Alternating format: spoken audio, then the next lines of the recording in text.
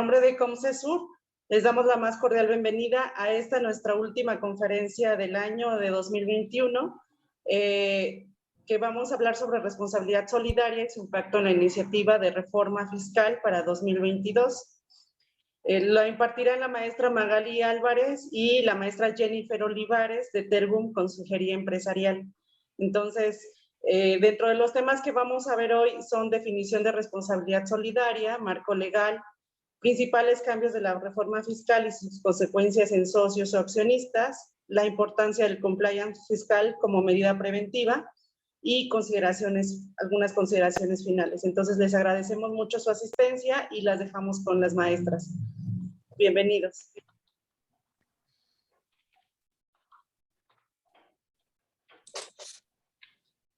Hola, pues muy buenos días a todos. Gracias por la invitación al COMCESUR. Es un gusto poder estar aquí con ustedes. Veo que hay muchas personas ya conectadas y se seguirán adicionando algunas otras. Y la verdad es que no deja de sorprenderme esta capacidad que tenemos los seres humanos, las personas, para adecuarnos a condiciones tan difíciles que nos han tocado vivir, ¿no?, en los últimos 2 años con el tema de la pandemia, que han hecho que esta vía, a través de Zoom y de todas las vías que tenemos de comunicarnos de manera a distancia, han hecho que no se impida tanto la comunicación como el gusto por seguir una capacitación y seguirnos actualizando constantemente. Y básicamente, dentro de los siguientes 60 minutos, pues vamos a abordar un tema que es súper interesante. Mucho se habla de todos los cambios de la reforma fiscal, en qué se modifica un artículo, cuáles son las adecuaciones que se hacen, pero pocas veces abordamos conceptos como es el tema de responsabilidad solidaria en su alcance en cuanto a lo que es la reforma fiscal que va a entrar en vigor a partir del 2022 y de cómo está actualmente. Esto nos permite darnos cuenta de cómo la autoridad, a través de esta reforma fiscal, está buscando ampliar sus facultades de comprobación. Recordemos que dentro de los pilares de la reforma fiscal, son 3 pilares, pero destacan 2, que es incentivar la gestión tributaria, incrementarla, así como inhibir la elusión y la evasión fiscal. Dentro de este contexto, si estamos hablando que busca uno de los pilares de la reforma fiscal es inhibir o incrementar las facultades de la autoridad, la gestión tributaria, pues es recomendable que empecemos hablando y haciendo un recapitular de cuáles son las facultades de la autoridad, cómo están determinadas. Y, por ejemplo, uno de los puntos bien importantes es que la Secretaría de Hacienda y Crédito Público, a través de su representante, en este caso del órgano desconcentrado del SAT, de Raquel Buenrostro, dice que uno de sus objetivos es ir a una lista de contribuyentes clave. Es decir, ellos ya tienen definido qué tipo de contribuyentes quieren empezar a revisar en el 2022 y justamente son empresas multinacionales, grandes empresas, corporativos, que para ellos va a representar una probable recaudación importante en 2022, ya que a palabras de Raquel Buenrostro, dice que este tipo de empresas han eludido y evadido impuestos sobre la renta por un valor de 700,000 millones de pesos. Es obvio que si ellos ya tienen cuantificada esa supuesta evasión, pues que pongan los reflectores en este tipo de empresas. ¿A través de qué medios? Pues como lo pueden ver en sus pantallas, el tipo de actividades y facultades que tiene la autoridad las hemos clasificado en tres grupos, que son las actividades de auxilio, facultades de comprobación y facultades de gestión. Dentro de las actividades de auxilio encontramos lo que está determinado en el artículo 33 del Código Fiscal. Y justamente en este artículo dice que la autoridad, el SAT, debe brindar información sobre incumplimientos que tiene el contribuyente, girar invitaciones. No sé, yo creo que a más de una de las personas que nos acompañan en esta plática les ha llegado a su buzón tributario esa notificación donde dice, te informamos que a la fecha de hoy tienes pendiente de presentar la declaración de tal periodo. Te invitamos a que cumplas, ¿no? Esto no es una gestión, no es una facultad de comprobación, pero es ese acercamiento que está buscando la autoridad con los contribuyentes para recordarles amablemente, dicen ellos, que tienen algún atraso. Dentro de las facultades de comprobación, que aquí sí ya se inicia esos actos que les llamamos de molestia, está, bueno, busca la inspección, la verificación, determinación de créditos y la liquidación de los mismos. Recordemos que dentro de las facultades de comprobación está la revisión de gabinete, que es aquella en donde la autoridad nos notifica una orden de revisión y nos da un plazo de 15 días para poder presentar toda la información que corresponda al periodo que está solicitando a ese ejercicio fiscal en sus oficinas. Asimismo están las visitas domiciliarias, que a diferencia de la revisión de gabinete, estas se llevan a cabo en el domicilio del contribuyente, se notifica la orden y se levantan actas por cada vez que la autoridad llega a nuestro domicilio fiscal dentro del periodo que integra o que corresponda a la revisión que está llevando a cabo, pues nos va a estar levantando actas, actas parciales. Una vez que se concluye el proceso, ya sea de la revisión de gabinete o de la visita domiciliaria, pues se levanta el oficio de observaciones para la primera y la última acta parcial para el caso de las visitas.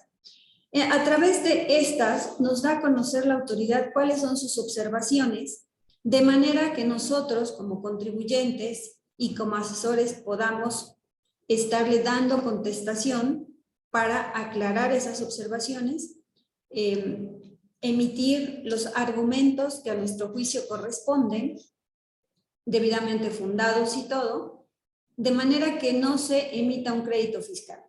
Pero si dichos argumentos, pruebas y documentación que se presenta es insuficiente, entonces lo que procede es que la autoridad nos va a determinar un crédito fiscal.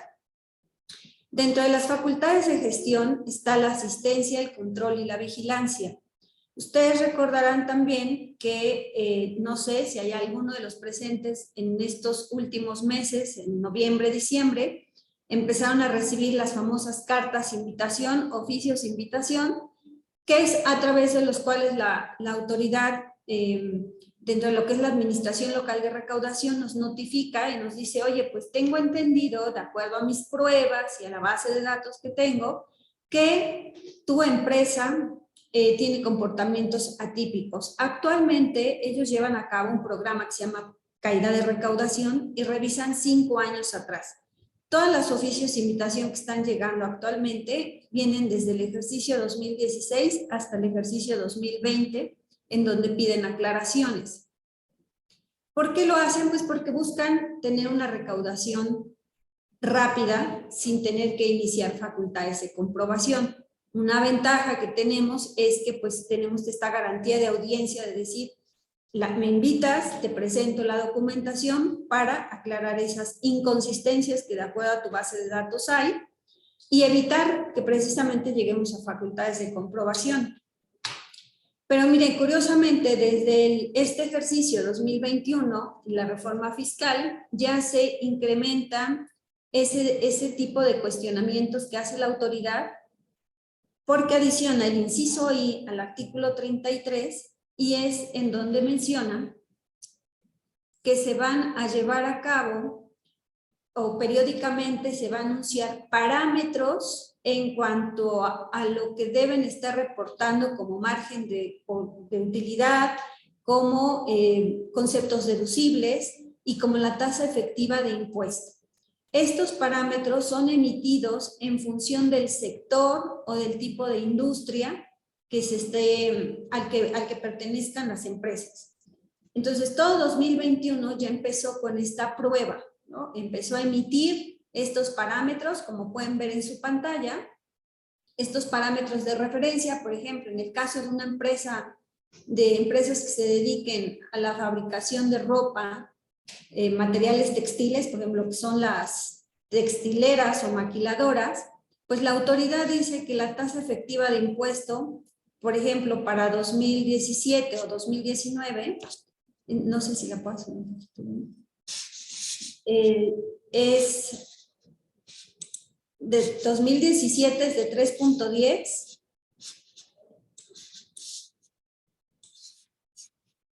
y en el caso de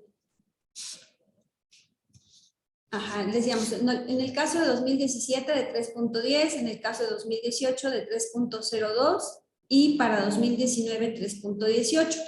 Aquí cabe hacer mención que no están tomando en estos parámetros el ejercicio 2020 porque, pues como todos sabemos, es un ejercicio que fue atípico por el tema de la pandemia, ¿no? Entonces, esta situación hace que no se tome en cuenta y se vaya la autoridad al ejercicio inmediato anterior del 2020. Quiere decir que una empresa que se dedique a la fabricación de ropa o textiles, que en el ejercicio 2019 haya tenido una tasa efectiva menor al 3.18, pues va a tener un riesgo mayor a ser revisado. Y así va sacando por cada sector, como lo pueden ver a la derecha, también está el sector automotriz. Igual, en 2019 dice que la tasa efectiva de impuesto es de 4.93. Ahora, ¿cómo sacamos la tasa efectiva de impuestos? Pues es una operación aritmética donde se divide el impuesto que se causó en el ejercicio entre los ingresos acumulables.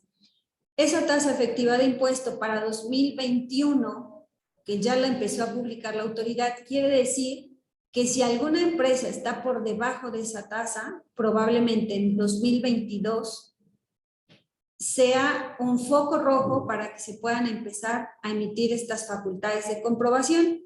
Ahora, ¿cuál es el proceso de las facultades de comprobación?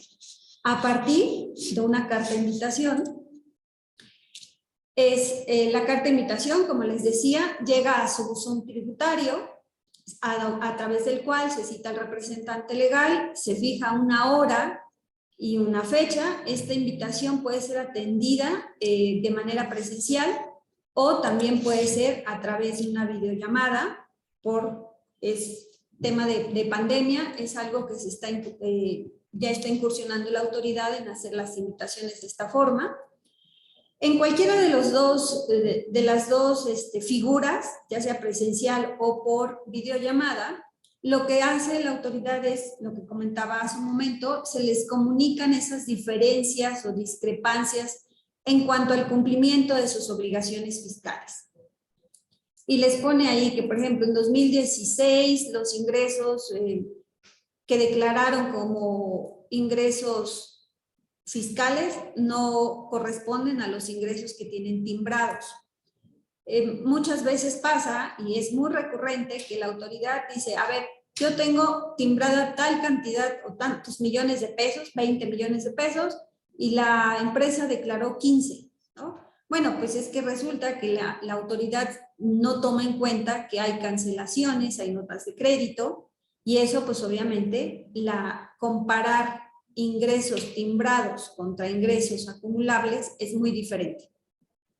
Bueno, una vez que se solventa esta carta de invitación, se hace un escrito a través de los cuales se presentan todos los argumentos y la documentación que soporte estas discrepancias y que no proceden. Ahora, acá hay dos situaciones. Una es la solventación y otra es hacer caso omiso. En nuestra experiencia nos ha tocado mucho ver que a veces los asesores o los contadores les dicen a las empresas, ¿sabes qué? Es carta de invitación, no le hagas caso. Mientras no sea una revisión, no hay que atenderla. La recomendación, y en nuestra experiencia, actualmente hay que atender una carta de invitación, porque el de no hacerlo directamente, pues emitimos o le prendemos el foco rojo a la autoridad y pues definitivamente va a iniciar facultades de comprobación. Cuando el solventarla de manera correcta también podría evitar que se inicie esta gestión de facultades de comprobación y pues definitivamente hay que ahorrarnos actos de molestia más un periodo de 12 meses que lleva se lleva a cabo una revisión de auditoría y que esos 12 meses, si hay un impuesto o hay algo que se deba, pues imagínense en 12 meses de actualización cuánto se puede incrementar más multas. Bueno, una vez que se inician las facultades de comprobación y que pueden llegar a determinar un crédito fiscal, este crédito fiscal se notifica ¿a quién? Pues al representante legal, y es en este momento justamente en donde se puede llegar a detonar o donde empieza el foco rojo de lo que es la responsabilidad solidaria. ¿Quiénes son responsables solidarios en caso de una determinación de crédito fiscal? Para eso es importante saber cuáles son los supuestos que el Código Fiscal en su artículo 26 considera que son responsabilidad solidaria, ¿no, Jenny? Así es, gracias, contadora Magali. Ahora a mí me corresponde hablarles de estos aspectos legales que son sumamente importantes, y lo que debe de quedar claro de manera inicial es que la responsabilidad solidaria no opera de manera automática o de manera simultánea, sino que deben darse diversas etapas, cumplirse, para que un crédito fiscal pueda llegar a que un accionista, gerente, director sea responsable de manera solidaria. Y por eso es muy importante lo que nos acaba de comentar la contadora Magali, porque estamos hablando de todo un proceso de facultades de comprobación hasta la determinación de un crédito fiscal. Cuando ya estamos en la determinación de un crédito fiscal, el obligado principal, desde luego, va a ser la persona moral, la empresa. Cuando se le notifica esta resolución determinante de crédito fiscal, puede tener tres opciones. Puede optar por pagar el crédito, hacer caso omiso, es decir, o sea, si llegan y le notifican el documento, pero hace caso omiso, no presenta ningún medio de defensa, y esa es la tercera opción, ¿no? Presentar un medio de defensa. Puede ser a través de un recurso de revocación o juicio de nulidad, pero aquí se garantiza. ¿Qué es lo que pasa si el contribuyente pierde el asunto después de todo un periodo, o no se interpone medio de defensa, hizo caso omiso, o presentándolo la garantía fue insuficiente? Bueno, hasta este momento la autoridad ya puede iniciar lo que se llama PAE, Procedimiento Administrativo de Ejecución. Sin ser muy técnicos, vamos a decir que es el momento en que la autoridad puede realizar un embargo precautorio a través de un mandamiento de ejecución. Aquí, como dato, es relevante señalar que la declaratoria de embargo a partir de 2022 inclusive ya puede ser a través de buzón tributario. Siguiendo en esta lógica, ¿qué pasa si se lleva a cabo el PAE, el embargo precautorio, y hay bienes insuficientes por parte de la persona moral, o simplemente no hay bienes? ¿Por qué? Pues porque ya no hay activos. Ante esta contingencia vieron antes cómo quitar los activos, mover, no sé, de las cuentas bancarias. Hicieron una serie de actos que aparentemente con el propósito de que la compañía no tuviera ningún bien para que la autoridad que no pudiera embargar, ¿no? Ante esta situación ya podemos hablar de una responsabilidad solidaria a los accionistas, socios o gerentes o directores. En este momento, la autoridad lo que tiene que hacer es llevar a cabo el procedimiento administrativo de ejecución, como decíamos. A lo largo de esta plática también estaremos precisando criterios jurisdiccionales con el objeto de que puedan ver que la responsabilidad solidaria es más común de lo que se piensa. Tan es así que, por ejemplo, este criterio es de 2019 y eso quiere decir que hubo todo un juicio que se resolvió y que el tribunal llevó a cabo un razonamiento lógico para que creara un antecedente o un precedente ante esta situación. Y aquí lo que les decía, responsabilidad solidaria de los socios o accionistas no se actualiza simultáneamente. ¿Por qué? Pues porque primero la autoridad tiene que ver en cuánto asciende el monto o valor de los bienes que para la empresa que no pudo responder, ¿no? Tenemos un crédito fiscal, ejemplo, 1 millón de pesos, la empresa quizá tenga 100,000 pesos en bienes o en cuentas bancarias, los 900,000 pesos sí sería aplicable para el deudor solidario sobre lo no garantizado. ¿Ok? Entonces, como primera etapa, que nos quede claro que previo debe haber un procedimiento administrativo de ejecución. Ahora, ¿cuándo hay responsabilidad solidaria? Una de las condiciones aplicables, y esto es que incurra la persona moral en cualquiera de las siguientes. Primero, que no estén inscritos en el RFC, o sea, que la persona moral no esté inscrito, que le haya llegado un crédito fiscal porque pues no haya, tenga una actividad económica y no haya reportado ingresos. Los que están subrayados en amarillo es en relación con el domicilio fiscal. Normalmente se sugiere de manera errónea que cambien su domicilio cuando haya un crédito fiscal, pero aquí inclusive podríamos incurrir en un delito y además en una causal para que la autoridad pudiera ir directo con el socio o accionista, o que no se localice en su domicilio fiscal. Esto es otro consejo que lo dan de manera errónea. Si llega una persona del SAT, se dice, tú no recibas nada, tú no firmes nada, y eso el personal del SAT lo hace constar y es una causal, como vemos, para que proceda la responsabilidad solidaria. Otro tema es que no lleven contabilidad que se destruya o que oculte, o que sea omiso en retenciones. Esto lo ve la autoridad a lo largo de su visita o su revisión de gabinete. Si se encuentra en el listado 69B definitivo, o sea que es una empresa que factura operaciones simuladas.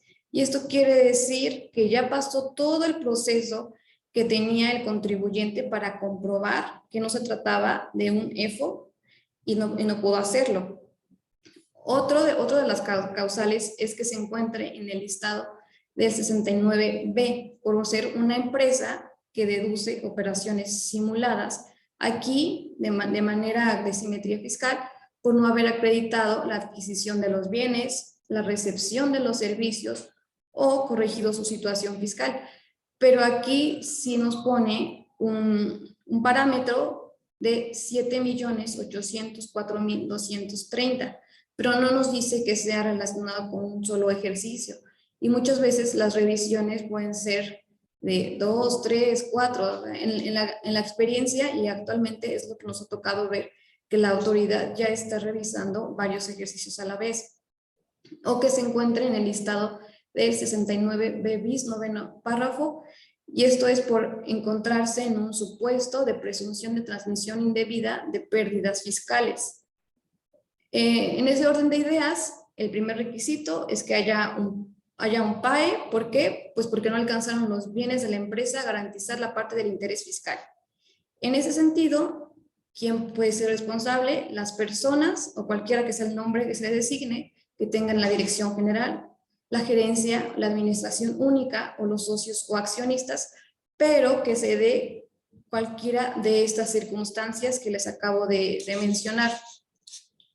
Esto como segunda etapa. Y se podrían preguntar, ¿todos los socios o accionistas aplican para responsabilidad solidaria? Aquí el Código Fiscal de la Federación nos señala un punto muy relevante que denomina control efectivo de la sociedad. Y nos señala, la responsabilidad solidaria será aplicable a los socios o accionistas que tengan o hayan tenido el control efectivo. Y se entenderá por control efectivo cualquiera de los elementos que ustedes pueden ver en la gráfica. Del lado izquierdo está el poder de decisión, esto es, de imponer decisiones en las asambleas generales de accionistas, de socios u órganos equivalentes. O si puedes nombrar o destituir a la mayoría de los consejeros, administradores o sus equivalentes. Y aquí la autoridad fiscal, ¿cómo lo puede acreditar?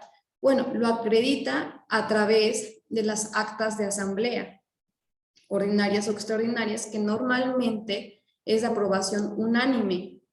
Entonces podría acreditar que sí existió para este accionista o socio la posibilidad de imponer algún consejero, algún administrador o su decisión. Tan es así que votó en favor. ¿Qué otro elemento considera la autoridad como control efectivo de la sociedad? La tenencia accionaria. En cuanto a la tenencia accionaria, nos dice que debe ser de más del 50% del capital social de una persona moral. Esto es que por el solo hecho de tener más del 50% ya entras como control efectivo de la sociedad. Y en el punto de administración, porque puede ser que no tengas el 50%, pero puedes tener el 30, 40, 10%, pero sí tienes un gran poder al dirigir la administración, la estrategia o las principales políticas. ¿Cómo lo puede comprobar la autoridad? Porque en algunas veces la marca está a nombre de un socio o accionista, hay contratos muy relevantes que están a nombre de algún socio, hay contratos de licencia y de ahí puede comprobar. Y como se dan cuenta, este tema de control efectivo casi yo creo que para la autoridad es un check, porque simplemente con las actas de asamblea puede comprobar que sí hay un control efectivo de la sociedad por parte de cualquier socio o accionista. Y otra pregunta, la responsabilidad del socio o accionista limitada a su aportación, que ya vimos que ya pasó el PAE, ya digamos que se ubicó en un supuesto en donde no, o cambió en su domicilio fiscal y tiene más del 50%. En ese orden de ideas, ¿cómo se calcula el porcentaje de participación que va a tener que cumplir como responsable solidario ante dicho crédito fiscal? A veces se piensa que la responsabilidad solidaria está limitada a la aportación. Es decir, si yo en mi acta constitutiva aporté 20,000, 50,000, 100,000 o en una sociedad de responsabilidad limitada, 1,000 pesos, 3,000, ¿va a estar limitado a eso? No, porque esto es un tema exclusivamente fiscal. No estamos hablando del tema mercantil, de responsabilidad solidaria, subsidiaria o ante un contrato mercantil. Para efectos del Código Fiscal de la Federación y ante un crédito fiscal, la autoridad lo que hace es considerar el porcentaje de participación que haya tenido el socio o accionista, digamos 99%, porque sí nos toca mucho eso, que el 99% lo tiene un accionista y el 1% el otro. Y ese porcentaje se va a multiplicar por la contribución omitida, o sea, es en esa proporción. Y esto también ya ha sido muchas veces comentado en tribunales y aquí les ponemos un criterio en donde expresamente se señala que la responsabilidad solidaria no se limita al monto original de su aportación a la sociedad, sino al porcentaje que representa su participación accionaria en relación con el adeudo fiscal. Son nociones muy básicas de responsabilidad solidaria, pero es de esa manera en que nosotros podemos ante una circunstancia de la autoridad, pues como decir si estamos en ese supuesto o no. ¿Y en qué momento el responsable solidario queda obligado? ¿Es desde que hice un cambio de domicilio fiscal y no avisé? ¿O es desde el momento en que se llevó a cabo el PAE?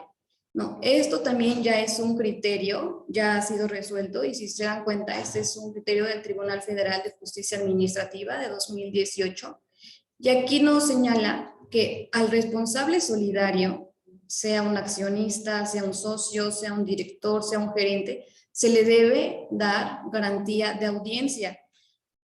Esto es, el SAT no puede ir de manera automática, así como fue con su diligencia de embargo, al domicilio fiscal de la persona moral. No puede ir ahora al domicilio fiscal del socio o accionista, sino que lo que tiene que hacer es darle por escrito las circunstancias de, por ejemplo, en este criterio, si se cambió su domicilio sin presentar el aviso, si desocupó el local donde estaba y no presentó el aviso. Y ya en ese orden de ideas, cuando ya se llevó a cabo un supuesto que se actualizó de responsabilidad solidaria y que ya se tenga el importe, como veíamos en la anterior tesis, hasta ese momento la autoridad fiscalizadora deberá conceder al socio o accionista la garantía de audiencia. ¿Para qué? Pues para que manifieste lo que a su derecho convenga.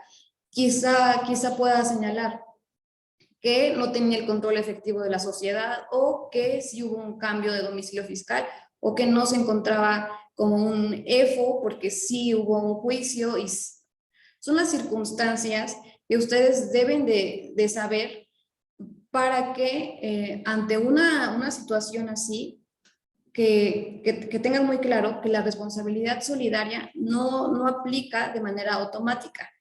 Teniendo este concepto ya claro de las diferentes etapas, requisitos legales, ahora vamos a comentarles cuáles son los cambios que han surgido a partir de 2022 y que ya van a ser aplicables. Así es. Bueno, lo que justamente nos acaba de comentar la licenciada Jennifer es bien importante, porque hay que tener las bases para entender cuáles son los cambios que se adicionan en 2022. Todos los supuestos que nos acaba de comentar para el SAT no fueron suficientes, ¿no? Y volvemos al punto de el incremento en la gestión tributaria. Buscan hacer tantas revisiones que les permitan tener la recaudación con la que puedan enfrentar todos los programas sociales de este gobierno. Ahora, muchos de los cambios que vamos a comentar en este momento, que se adicionan a lo que ya nos comentó la licenciada Jennifer del artículo 26 del Código Fiscal, vienen un tanto a reforzar que la autoridad, ante cualquier especulación, pueda considerar que hay responsabilidad solidaria, como es, por ejemplo, la transmisión parcial o total de activos o pasivos entre dichas personas. ¿Cuáles? Cuando los adquirentes de negociaciones respecto de sus contribuciones que se hubieran causado cuando pertenecía a otra persona.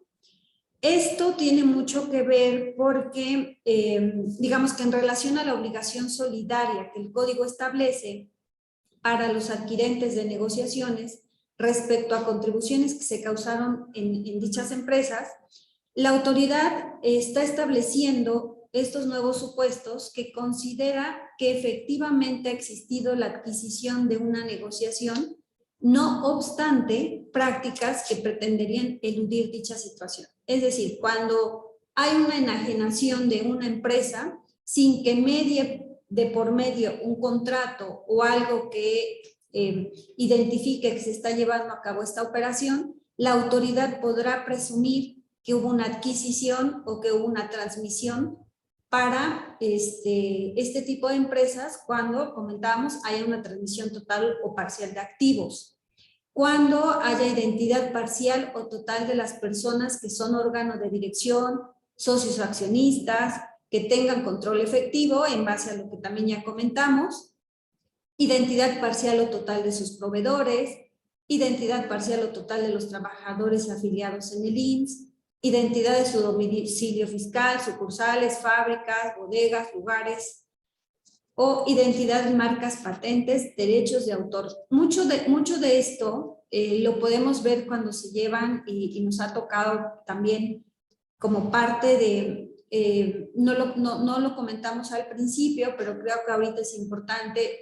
En mi caso, trabajé 11 años en el SAT, la licenciada Jennifer trabajó en la Prodecon, y ambas, pues ahora sí que estando de ese lado del escritorio, pues nos tocó ver muchos de este tipo de situaciones que como estrategia, una estrategia mal efectuada o mal llevada a cabo, antes se podía hacer, a partir de 2022 ya no, pero les decía, no, pues sabes que no vendas, nada más cámbiale el nombre a la empresa, parte de los trabajadores, algunos los liquidas y los más importantes te los quedas, y el director pues también que siga siendo tu director, porque conoce toda la operación. Cuando se dan este tipo de situaciones que son muy comunes, créanme, la autoridad va a poder presumir que hubo una transmisión o que hubo esa enajenación, y por lo tanto podrá establecer que estos supuestos recaen como una responsabilidad solidaria.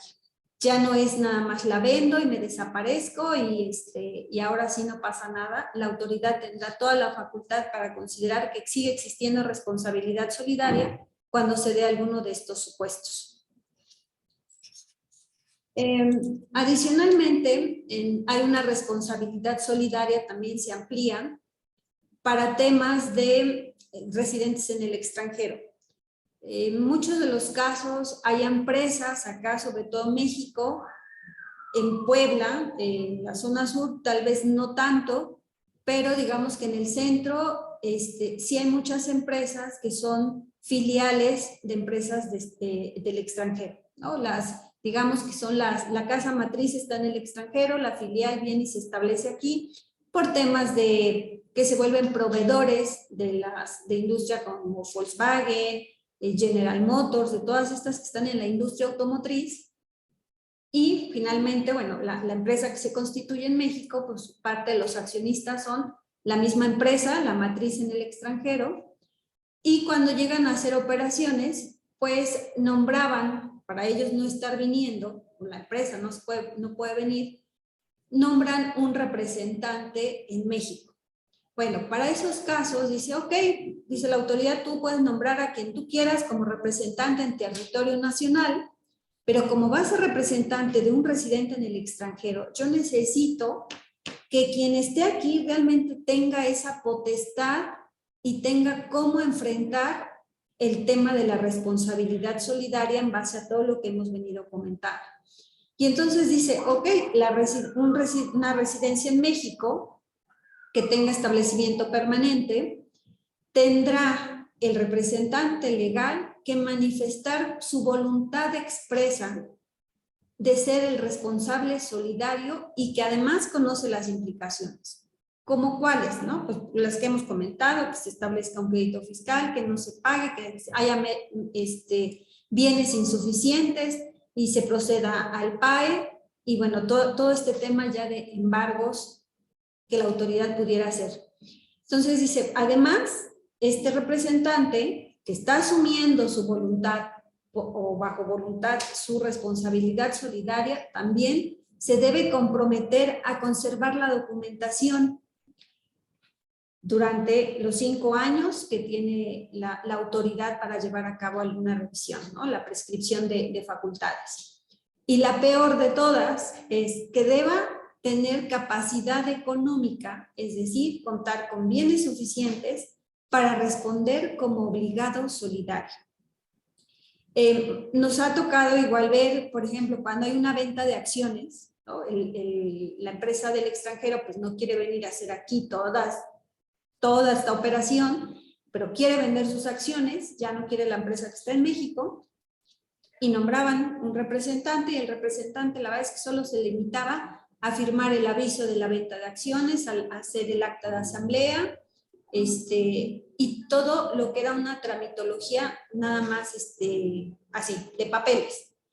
Sin embargo, ahora le dicen, no, pues ahora si lo quieres llevar a cabo, pues mira, debes contar con bienes suficientes y además tú debes volverte responsable para tener la documentación durante 5 años. Incluso dentro de las reformas fiscales del 2022 que estamos comentando, y en el caso de la venta de acciones, que es el ejemplo, también hay otro tipo de obligaciones que ya se deben dictaminar y que además el dictamen debe reflejar 2 situaciones. Una, cómo queda el organigrama, y la otra es si la operación se está llevando a valores de mercado, es decir, va a tener que meter tema de precios de transferencia. Entonces, como verán, el responsable solidario va adquiriendo poco a poco más responsabilidades y obligaciones de cara a la autoridad. Bueno, y también hay casos en que la responsabilidad solidaria no es que haya un consentimiento expreso, como era lo que comentaba la contadora Magali. Aquí, en ese caso, sí es un tercero que se compromete porque tiene bienes suficientes y sobre todo en ese periodo de 5 años. Pero ¿qué pasa? Hay supuestos en donde serán responsables solidarios, aunque no asuman de manera voluntaria esa capacidad. Por ejemplo, las personas a quienes residentes en el extranjero les presten servicios personales subordinados o independientes. Aquí estamos hablando de personas físicas o de personas morales que un residente en el extranjero, digamos Estados Unidos, viene a México, servicios que se prestan en México. Por ejemplo, puede ser un mantenimiento, un soporte técnico, algo que se preste aquí en México, y estos impuestos deben de ser pagados por los residentes en el extranjero porque la fuente de riqueza está aquí en México. Y si en este caso el residente en el extranjero no hizo el pago de esos impuestos, el responsable solidario de manera automática sí será la persona que recibió ese servicio. Ese es uno de los supuestos. Otro es respecto a empresas residentes en México o residentes en el extranjero con establecimiento permanente en México que realicen operaciones con partes relacionadas residentes en el extranjero, respecto de las cuales exista control efectivo, como veíamos hace rato, o que sean controladas efectivamente por partes relacionadas residentes en el extranjero, cuando los residentes en el extranjero constituyan, en virtud de dichas operaciones, un establecimiento permanente en México y no sea reportado. Un ejemplo de esto es una empresa tiene varias filiales y digamos que una filial está aquí en México y la matriz puede ser Alemania, viene aquí, realiza operaciones y en ese sentido, esta empresa que realiza operaciones aquí en México debería de pagar impuestos porque hay un establecimiento permanente. En este caso no es el punto hablar de este tema, pero sí como en este caso partes relacionadas pueden ser responsables solidarias si es que una empresa del extranjero, que es su parte relacionada, lleva a cabo operaciones en México. Bueno, ¿cuándo caduca la responsabilidad solidaria? Porque ya hemos hablado de los supuestos, de los requisitos, de qué es lo que tiene que pasar, qué es lo que tiene que cumplir la autoridad. Pero, ¿cuándo caduca? Bueno, el artículo 67 del Código Fiscal de la Federación nos señala que en los casos de responsabilidad solidaria, a los que se refieren las fracciones 3, 10 y 17, que es relacionada con socios, accionistas, directores y también operaciones internacionales, caduca en el plazo de 5 años a partir de que la garantía del interés fiscal resulte suficiente. Esto es, la autoridad puede irte a tocar la puerta durante 5 años. Aquí también hay un criterio en donde se señala que la responsabilidad solidaria de los socios nace desde el momento, por ejemplo, en este caso, en que la autoridad se percata del cambio de domicilio fiscal de la sociedad sin que se haya presentado el aviso, y no cuando se advierte la ausencia de bienes de aquella. Y como vemos, sí es un tema que es más común de lo que se piensa. ¿Y cuándo prescribe la facultad de la autoridad para efectuar el cobro?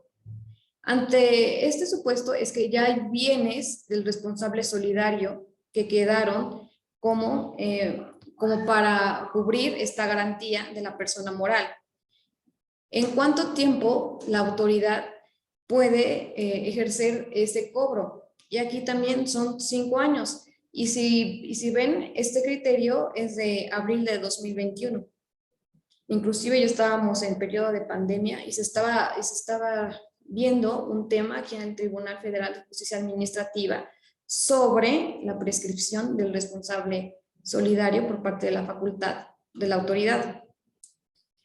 Y a continuación nos gustaría hablarles de un ejemplo en una línea del tiempo para que de manera práctica podamos ver qué tan grave puede ser el tema sin sonar alarmistas, sino como realistas.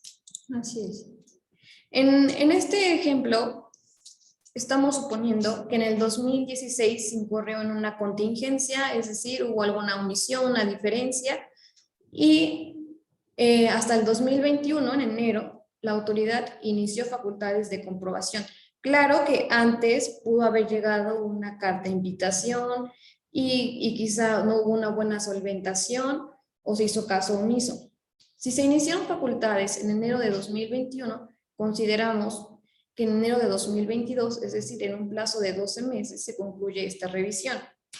Se notifica el crédito fiscal después de 6 meses, esto es en junio de 2022, y se presentan medios de defensa a partir del plazo, 30 a 45 días, dependiendo.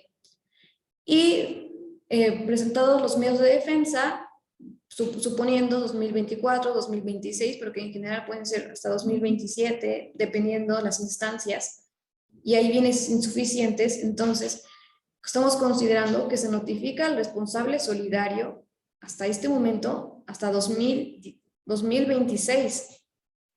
Y como lo veíamos, la caducidad son 5 años más, es decir, hasta 2031. Por lo que comentamos que pues es un periodo bastante largo. ¿O tú cómo ves, contadora Magali? Sí, bastante. Mira, justamente era lo que platicábamos, que cuando vemos esta línea del tiempo podemos dimensionar que lo que pasa en un ejercicio que podemos considerar ya muy pasado, 2016, que pueda llegar, no pensamos que pueda llegar a tocarnos la puerta la autoridad para ejercer su derecho de responsabilidad solidaria sobre nosotros hasta el 2031, o sea, estamos hablando de 15 años después de que la empresa en la que estuvimos en ese ejercicio 2016 incurrió en algún error, ¿no? Vamos a omisión o lo que sea. Muchas veces, y esto es real, los accionistas pueden llegar a decir, ¿sabes qué? Mi empresa tuvo un problema en 2016, de ahí ya empezó a tener varios tropiezos, ya no es negocio, la voy a vender.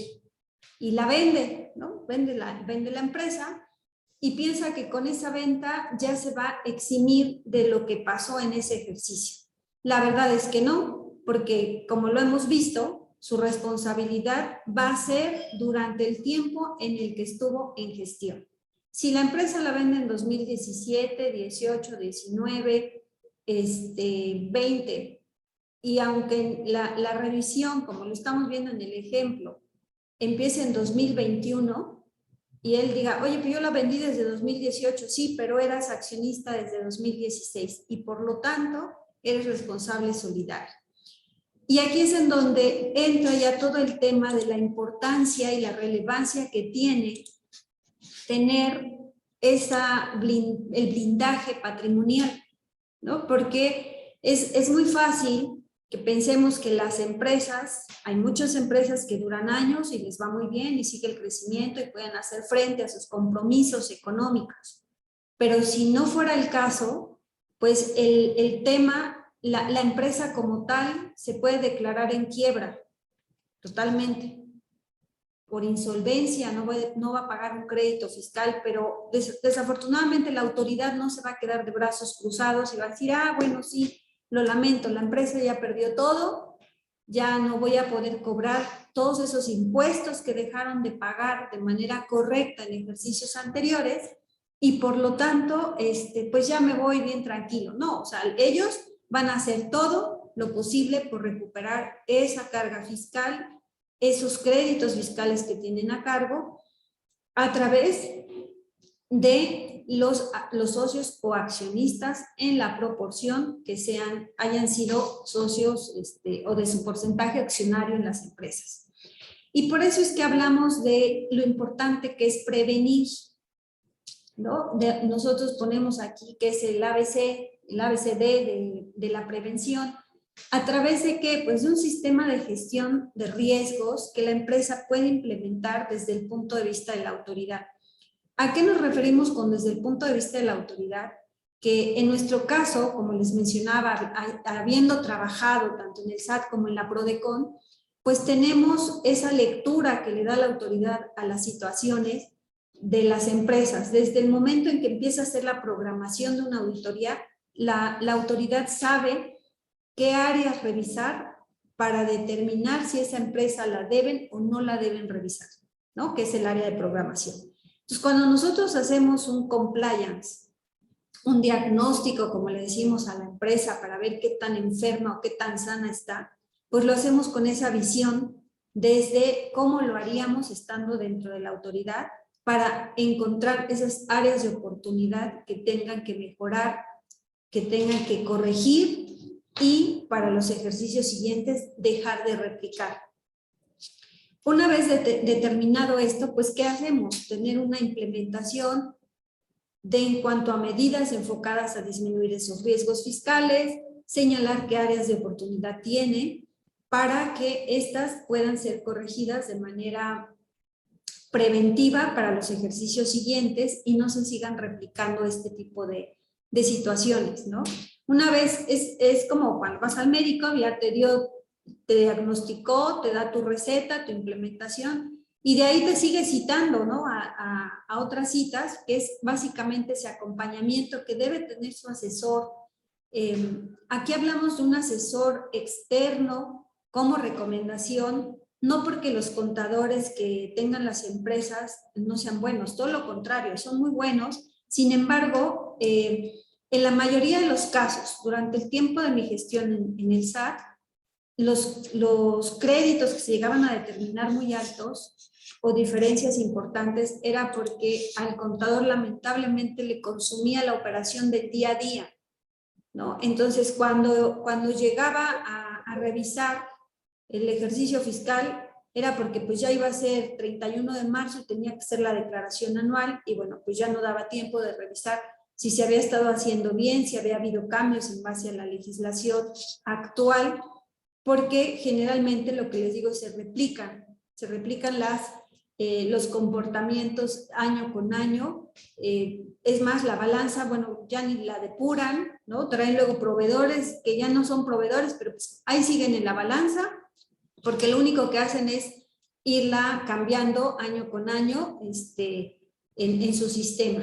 Entonces, por eso es importante un acompañamiento de personas experimentadas, profesionales, que puedan atenderlos y no solo aquí ponemos que en atención de facultades de comprobación enfocada para evitar que se llegue a determinar un crédito fiscal, pero en realidad el acompañamiento debe ser para evitar que haya facultades de comprobación, ¿no? Y una vez que ya se tiene esto, digamos, armado, pues solamente un seguimiento puntual, periódico, a manera de ver cómo va en cuanto a cumplimiento, si reformas que hay en temas fiscales no le puede impactar a la empresa, de manera que tenga que cambiar parte de su gestión.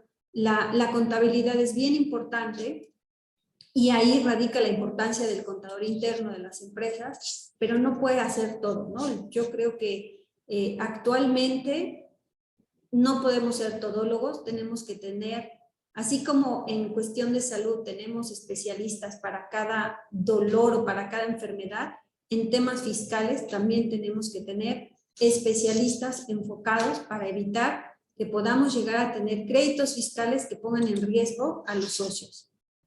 En base a esto, pues, las ventajas de un compliance, pues es asegurar que la empresa lleve la contabilidad y la gestión fiscal de manera correcta, saber las medidas que se deben tomar para corregir en casos de diferencias.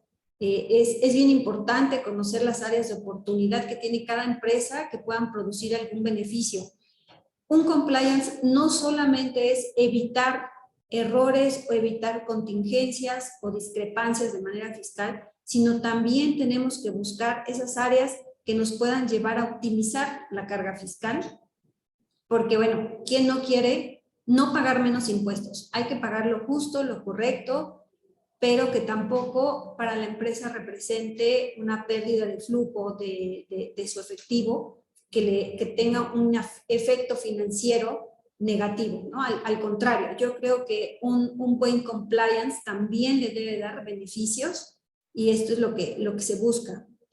También evitar posibles sanciones, determinación de créditos, que era lo que decíamos. Básicamente todo el mundo, nadie quiere tener en su empresa la autoridad, porque además de que va y se instala 12 meses, desafortunadamente llegan con una postura de, pues para mí todo está mal, tienes la carga de la prueba contribuyente y dime que todo está bien, pero para mí ya de entrada como autoridad te voy a decir que todo está mal y que todo en tus bancos, todo lo que entró en tus bancos es ingreso y ve depurándome para que me digas que lo que entró a tu banco, que no es ingreso, ¿no? No sé, préstamos, cheques devueltos, hay infinidad de conceptos que pueden estar dentro del banco y no necesariamente es un ingreso. El último punto del compliance, pero no menos importante, pues es obtener un informe elaborado por profesionales externos del todo objetivo y personalizado en caso específico de la empresa. No todos los compliance son iguales, deben ir enfocados, son personalizados.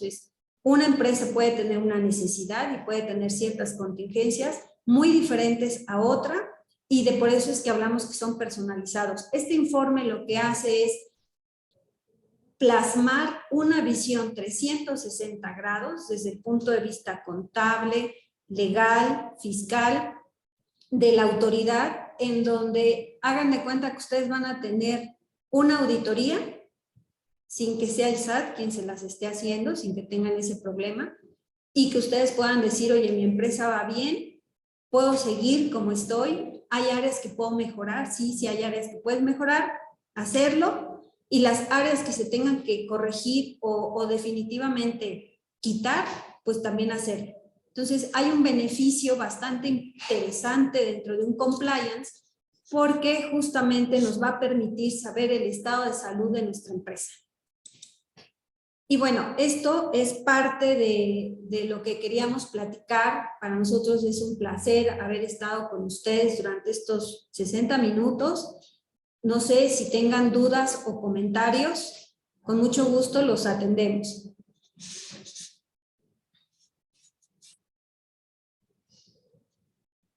Igual aquí están nuestros correos electrónicos, también si quieren alguna asesoría más personalizada y si no, con mucho gusto aquí a través del chat lo pueden hacer.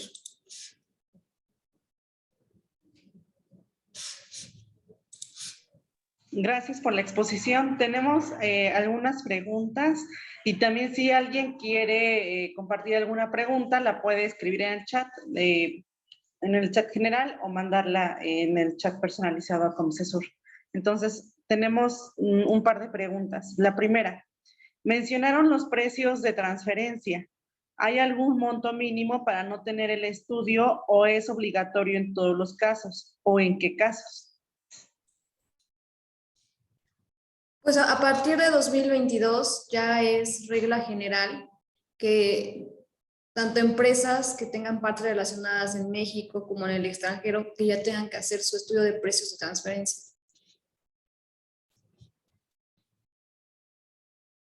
Muy bien, gracias. Otra pregunta es sobre si el contador es responsable por algún error en contabilidad o no.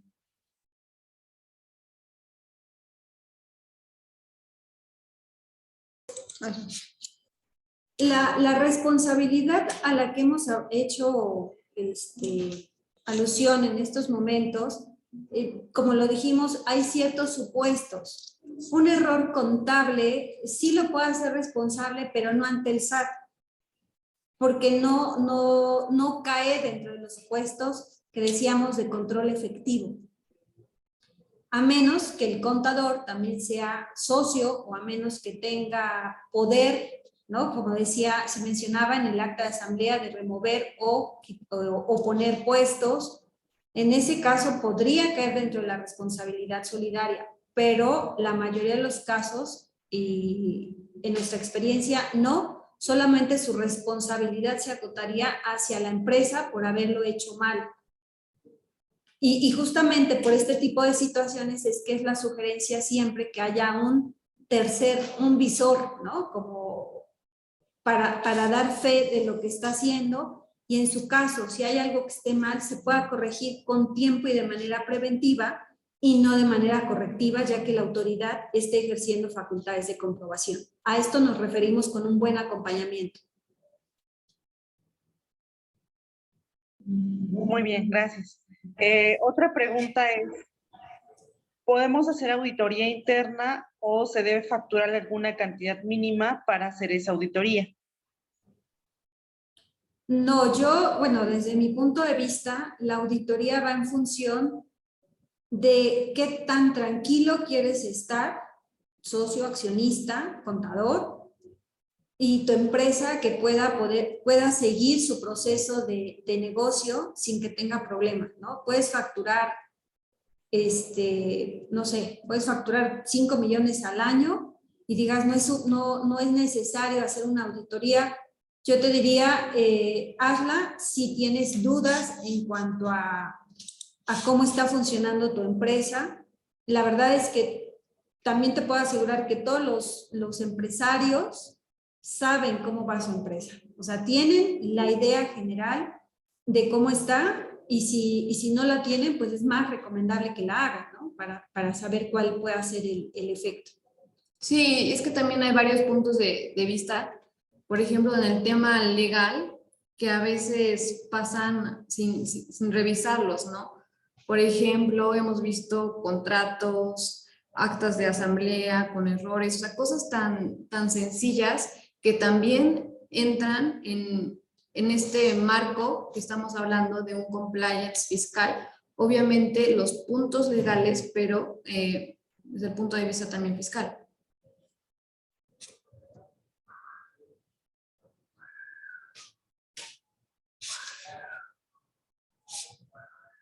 ¿Alguna otra pregunta? Gracias. Esas son las preguntas que tenemos. ¿Alguien más desea hacer otra pregunta? Todavía estamos en tiempo.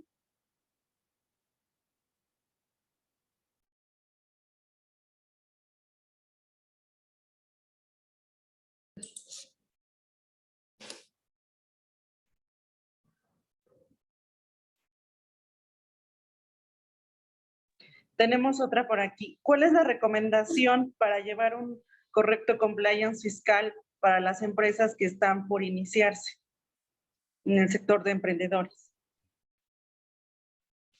Bueno, mira, si estás iniciando, pues definitivamente tener un plan de trabajo, ¿no? Un checklist, digamos, de cuáles son las obligaciones con las que te estás dando de alta ante el SAT, fechas de cumplimiento y revisarlo de manera muy detallada con tu contador.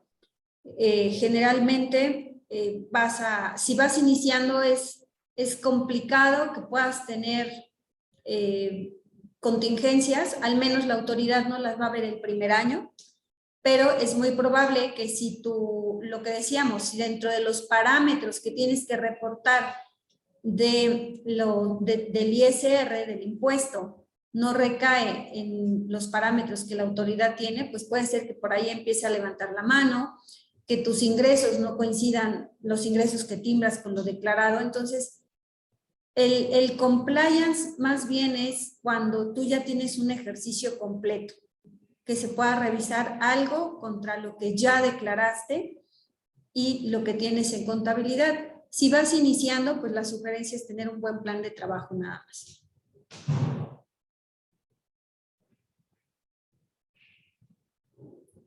Gracias. Tenemos otra pregunta. En el caso de una venta de una SA que se hizo en 2019, ¿cómo se puede hacer responsable a los dueños anteriores por créditos fiscales de 2015 o 2016? Pues es el mismo supuesto que incluso lo vimos en la línea del tiempo.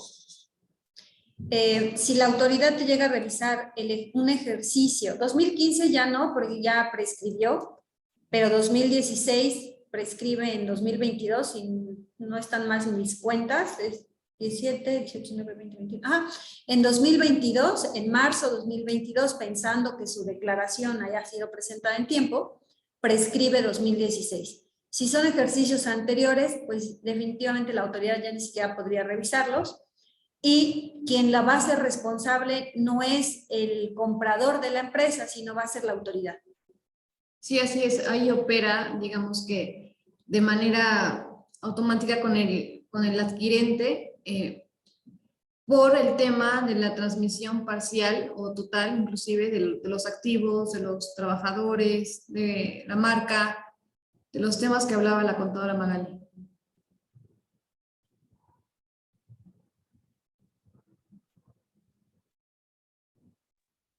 Muchas gracias. Esas serían todas las preguntas por parte de nuestros participantes. Si hubiera algún otro comentario.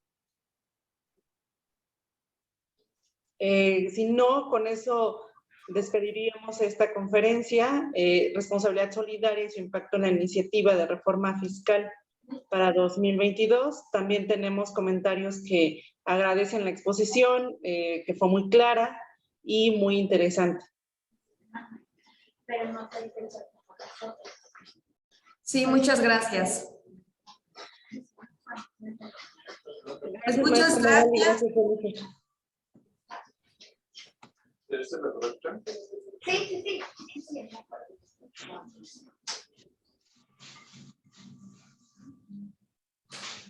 Bueno, pues nos despedimos. Muchas gracias por su atención y que tengan un excelente inicio de semana. Hasta luego.